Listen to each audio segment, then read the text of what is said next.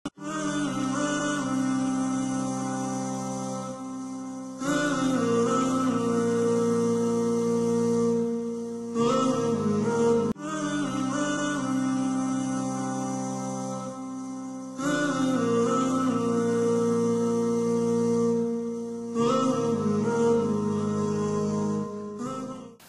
wa salatu wa salam ala rasulillah wa ala alihi wa ashabihi ajma'in. Amma ba'd. Mes très chers frères et mes très chères sœurs en islam, c'est un plaisir pour moi de vous retrouver aujourd'hui afin d'aborder avec vous un sujet qui traite de notre religion. Il s'agit aujourd'hui d'aborder les conséquences néfastes des péchés. Aussi, je me recommande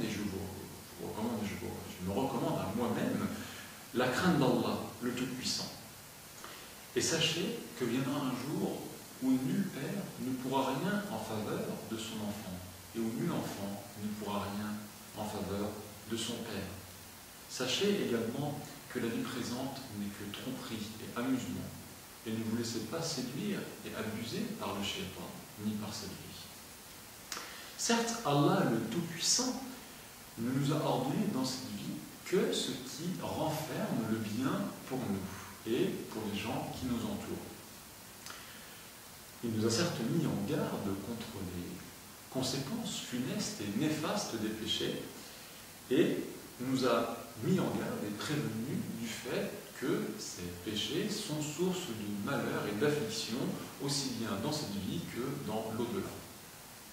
En effet, les péchés entraînent des conséquences regrettables et détestables, que ce soit au niveau de l'individu ou de la société dans son ensemble. Et c'est pourquoi, lorsque les péchés parviennent à prendre de l'ampleur dans une société, s'y développent, c'est alors que les affaires deviendront difficiles au sein de celle-ci et que les individus trouveront les portes du bien fermées devant eux.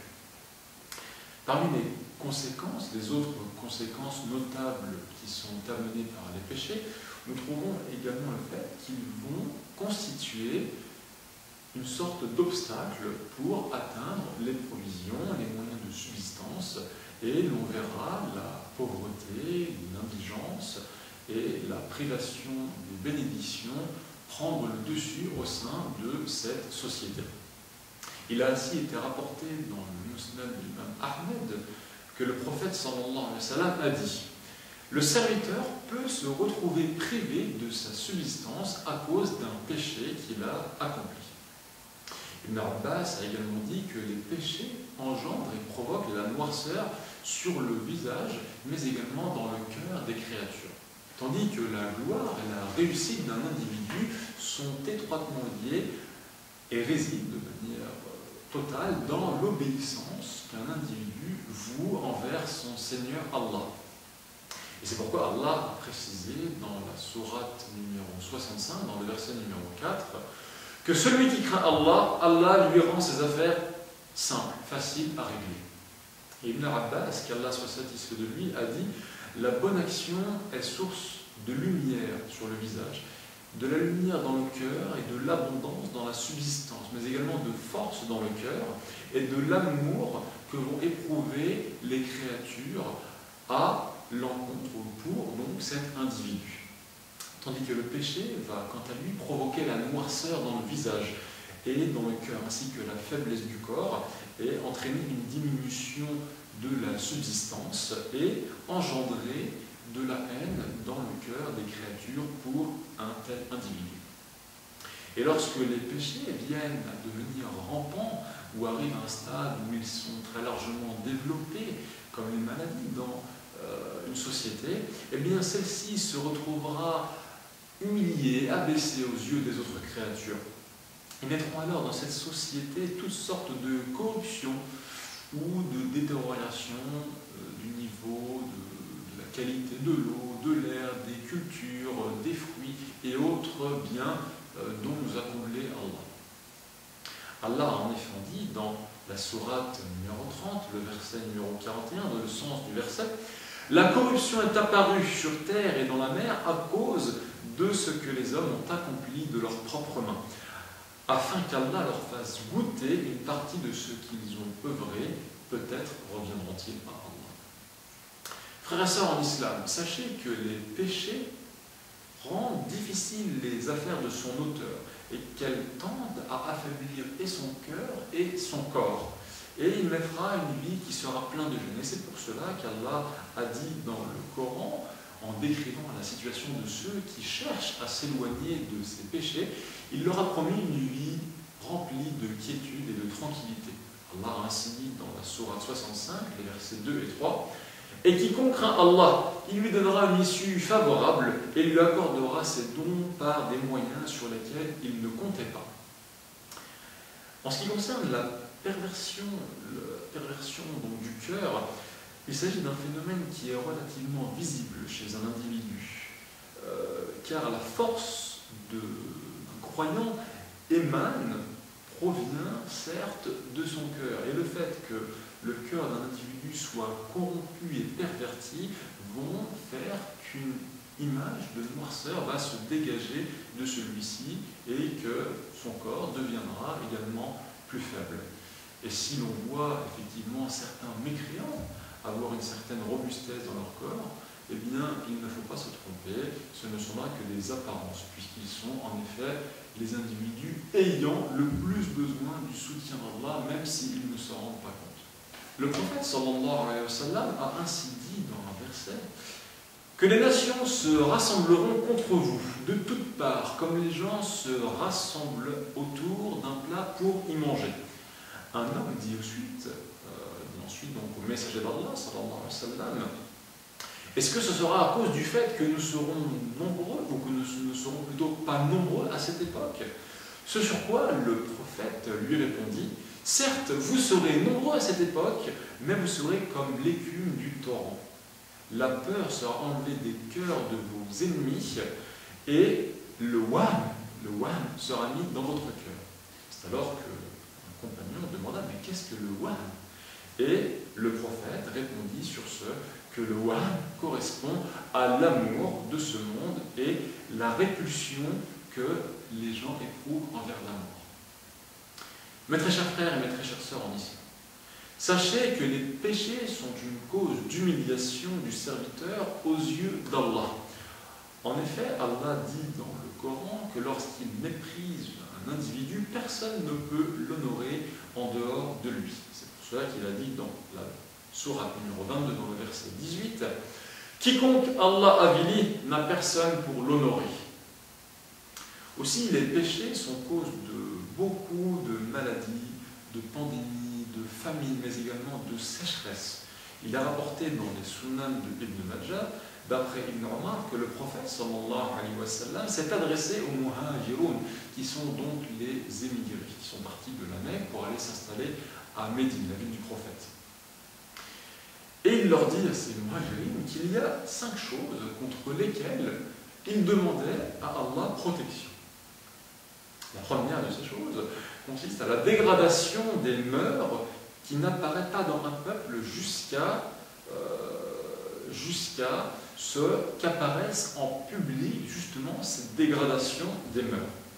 Eh bien, à partir du moment où ces mœurs apparaîtront en public, c'est alors que la peste sera envoyée contre ces individus, ainsi que d'autres maladies qui étaient inconnues chez les individus qui les ont précédés.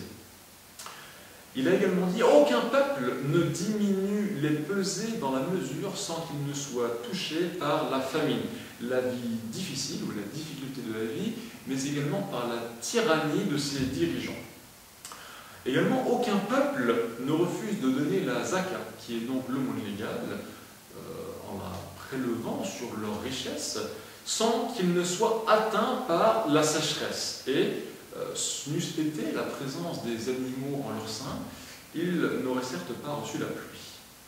Également, aucun peuple ne viole le pacte qu'ils ont passé avec Allah et son messager, sans qu'Allah ne leur envoie un ennemi qui n'est pas des leurs.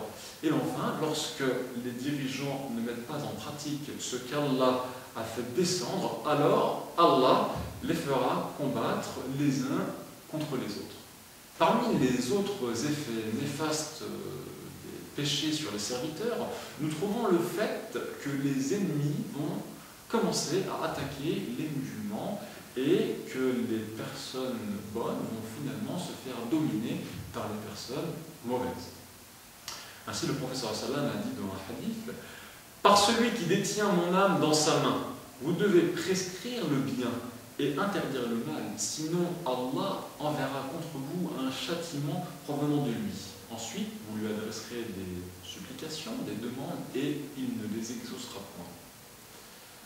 Chers fidèles, sachez également que les péchés retirent la bénédiction dans la durée de vie, mais également dans ce qui touche à la subsistance d'un individu et à sa science. Et la bénédiction n'est ôtée de la planète Terre uniquement à cause des péchés commis et des exactions accomplies par les créatures. Et c'est pour cela qu'Allah a dit dans le Coran, dans la sourate Al-A'raf, dans le verset numéro 96, « Si les habitants des cités avaient été pieux, nous leur aurions certainement accordé des bénédictions du ciel et de la terre. Mais ils ont démenti, et nous les avons donc saisis pour ce qu'ils avaient acquis. » Mes très chers frères, mes très chères sœurs, sachez donc également que même les animaux peuvent être amenés à maudire les hommes à cause des péchés qu'ils ont accomplis. C'est ainsi que Mujahid a dit: les animaux maudissent ceux qui commettent les péchés parmi les fils d'Adam lorsque l'année est difficile et que la pluie ne tombe pas, et disent: ceci est à cause des péchés des fils d'Adam.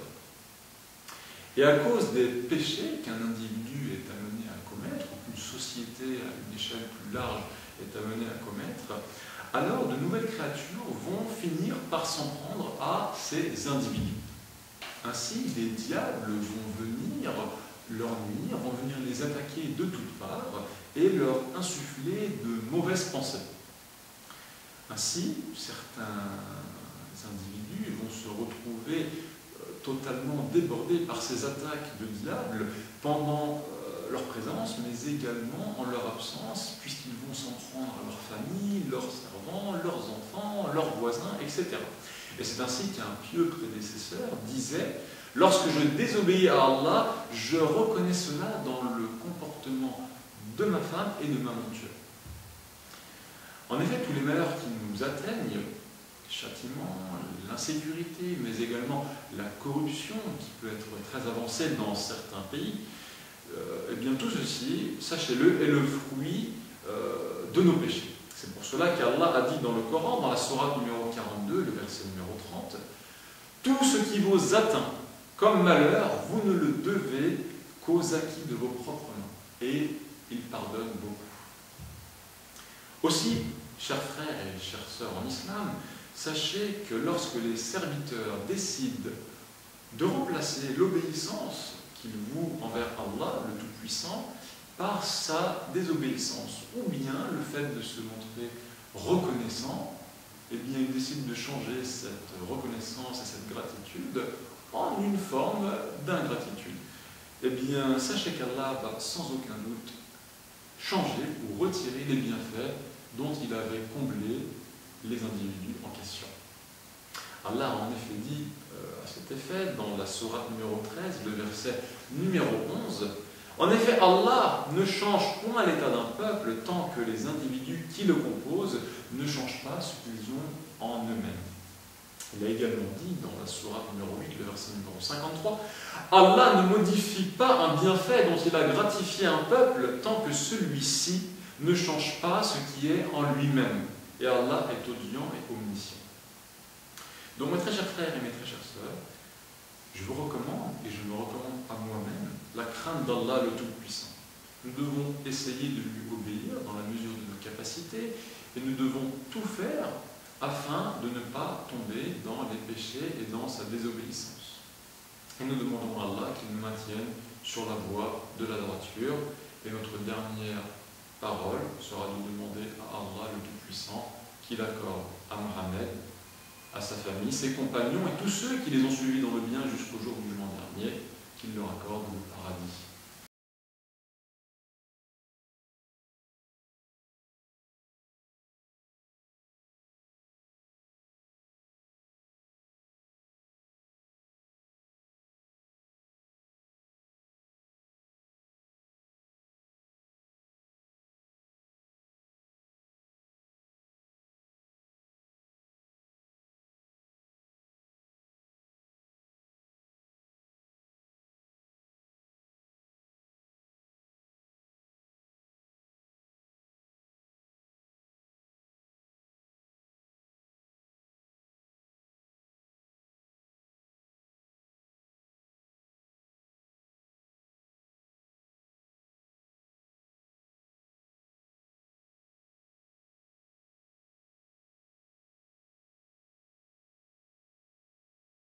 Mm-hmm.